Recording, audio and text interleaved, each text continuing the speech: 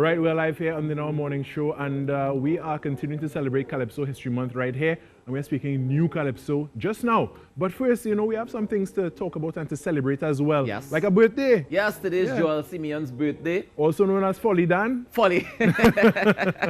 So happy birthday to you, Joel, a.k.a. Folly Dan. Also celebrating his birthday today, Joaya Kim Patterson. Happy birthday to you. I'm a cousin-in-law. Right. Happy birthday, Joaya. Happy birthday to Rayette Rollins as well, celebrating her birthday today. Plenty birthdays. Yeah, plenty of people celebrating. If you're a Scorpio and you're celebrating your birthday today, happy birthday to you. Yeah, but let's just make sure we say it. So for Joel Simeon, that's coming from your dad. Yeah. Sayo, as we call him. Sayo. The dancing cameraman Sayo. I just see him every morning. That's coming from your father. So happy birthday, brother, and he wishes you the best always as well. Yeah, all right, and the other birthdays as well. Happy birthday to you. And you know, I'm looking forward to the conversation you're gonna have. You're gonna let the cat out of the bag now? Well, I mean, we could, because the music playing in the background. Right. In case you don't know, this is actually one of the songs that we consider new Calypso. And as at the beginning of it, we have Dr. Eric Williams. We took a sample of the independence speech. Not we, I said they. And you see him on the street. I'm talking about Kalpee. Kalpee, good morning. Good morning, everybody. What's up? How are you doing, boy? I'm good, you know. I really can't complain, bro, honestly. Thank you. How are you going? So we're celebrating Calypso History Month all month long, right? And, you know, we chose to spoke to you this morning because you've delved into something called New Calypso. First of all, let's find out what that is. What is New Calypso? So, I mean, there's so many different names for it as well. So there's New Calypso. I used to call it Chill Calypso. I call it Chill Calypso. And it all comes from a genre, because all the islands have this genre. We just have our different styles. But island pop, essentially. Right. And it's a blend between, for Trinidad, so I'm from Trinidad, and Calypso, soca is part of my culture, is in my blood. So that cadence is always going to be there. But the new Calypso part is now bringing trap elements, R&B elements, rock, reggae, and blending it into our culture, and ultimately just creating a new genre from what we're used to. Yeah. You know? For me, I feel like we've gone back to a place where we kind of just slow down the music and put more melodies into it and make it nice and groovy, and using the love way with the modern sound, yeah? Yep, 100%. So basically, it's the evolution of Calypso as we know it. We could safely say that. Kalpee, if you had to name for me some of your influences, regards from like Calypsonians who've influenced you from their music, who would they be? I mean, there's so many of them, but I'd definitely say like the Mighty Shadow, Mighty Duke, of course, when it comes to the vocals and stuff, like when it comes to melodies and stuff, these people would have always been major influences in my music. Kitchener, with them bass lines and things, like those are things that you don't even realize, but I pulled from those kind of things, you know. I try to, because that's what we grew up on. Even if you can't remember the names of the songs, it's something that we all know. You hear the song, oh yeah, I know that song. You might be able to call it, you know, but yeah. I was telling Carrie this morning that, you know, the Calypso is inside of us, regardless of whatever beats we put underneath it.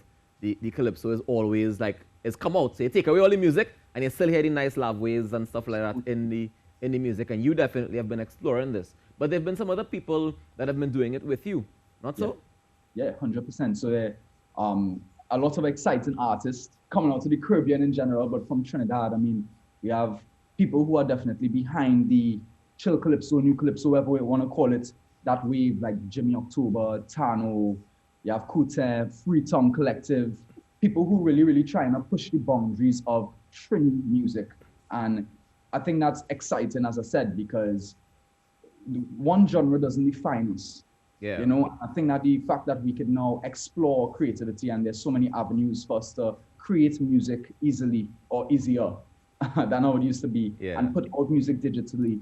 There are a lot more opportunities for us to kind of grow the culture and explore the culture a little bit more, you know?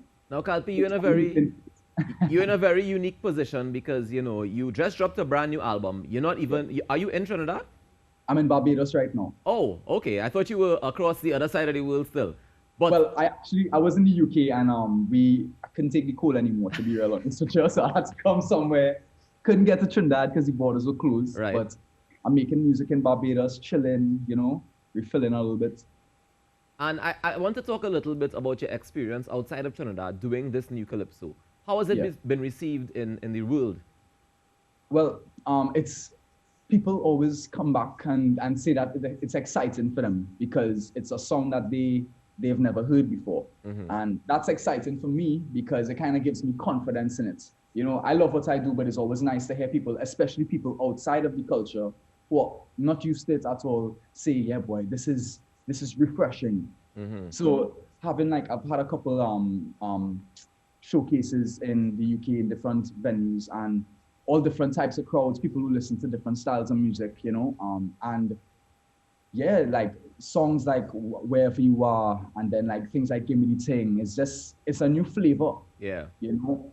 And nobody can mimic that about us. That's the thing. That's us. That's the thing. It's us. It's all us. Now, you did a track recently with Stefflon Don.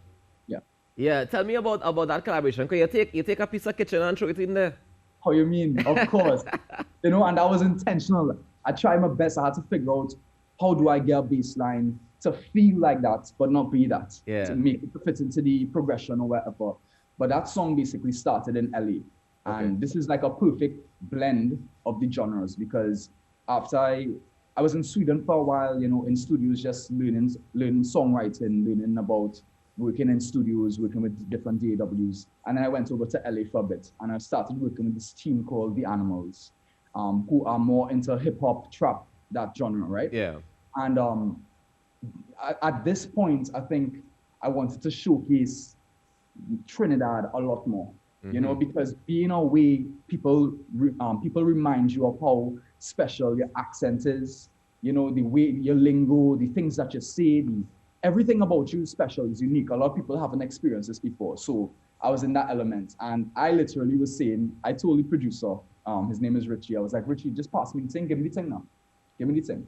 Literally, that's what I said.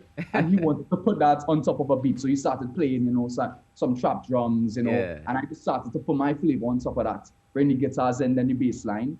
And then we had Give Me the Thing. And then fast forward to now being in the UK. Everything's happened for a reason because if I hadn't been there, I wouldn't have met Stefflon Don. You know, we put this song out initially as One More Night was the name of it. And then her team came back and was like, she loves the song so much, she wants to put a verse on it, if that would be cool.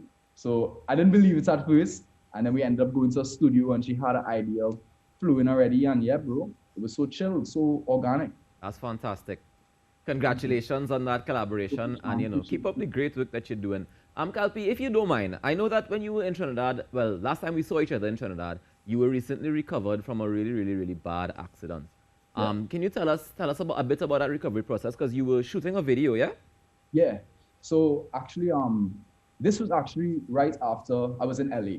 Right. So I was in LA. I worked on a bunch of music, and then we were getting ready to come back to Trinidad to shoot for my first EP called Home. Right. So I have like a song on there called Wherever You Are. That's what playing in the background right now. Yeah. Oh, there we go. With Jimmy October. Big up to Jimmy and Tanu, by the way. Yeah, man. And right after I was shooting that video, you know, we went to get some more shots up in Parman, and the van that I was using, it flipped over and didn't have a roof on it, and it landed on top of my chest, right? The whole van landed on top of your chest? The van landed on top of my chest. Wow. So no roof, so we flew out, the driver and myself flew out, and then this thing just landed on top of me and came off, right? So I broke a lot of ribs, you know, my liver was in half, my heart got compressed, I don't have a spleen anymore, but all good now, to be fair, you know, the recovery process was tough, because it's like going from all in mood, like we literally flew in here to shoot. Yeah. That was it, to work, you know what I mean? And then this happened, I couldn't walk, I couldn't sing at all, which was scary. And I couldn't do anything, bro. You know, my family just had to take care of me. You know, thankfully I have my loving family in Trinidad. My actual family was in the UK at the time, so I had to stay by my aunts. My manager was here, she took care of me as well.